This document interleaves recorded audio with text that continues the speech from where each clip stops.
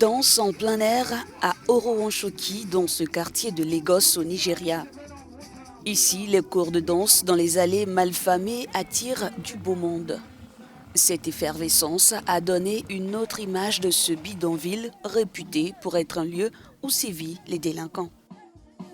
Les organisateurs l'assurent, Orowanchoki a changé de visage et les communautés qui se côtoient sur les pistes de danse vivent désormais en harmonie. En termes d'insécurité, toute cette zone était comme un point noir. Nous avons donc lancé la Slam Party pour attirer les gens dehors, les rendre heureux, voir des spectacles de tous les gosses, avoir des conversations. Nous avions besoin que les gens commencent à se parler et à partir de là, la situation a commencé à s'améliorer.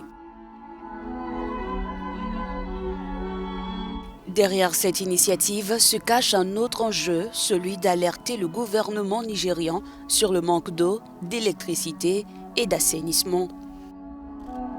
Les corps de ces danseurs véhiculent ces messages qui trouvent écho auprès des autorités selon les organisateurs. Nous utilisons notre art pour parler, protester, pas seulement avec des cartons, nous utilisons notre corps, notre danse pour protester et à travers l'improvisation, nous avons pu constater que beaucoup de choses ont vraiment changé. Si vous allez dans la tribu d'Uga d'Orowanchoki, vous verrez à nouveau le bien et non le mal, c'est parce que nous avons changé le discours dans cette communauté.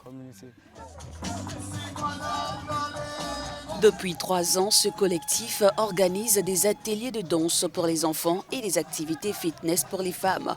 De plus en plus d'habitants se réapproprient leur quartier. C'était ennuyeux de rester à la maison avec les enfants et ne rien faire.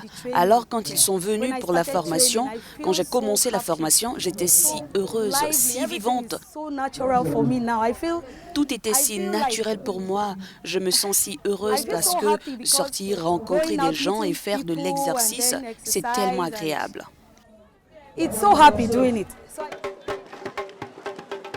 Ces cours de danse offerts par le collectif Slam Party se poursuivent jusque tard dans la soirée et sont relayés sur les réseaux sociaux.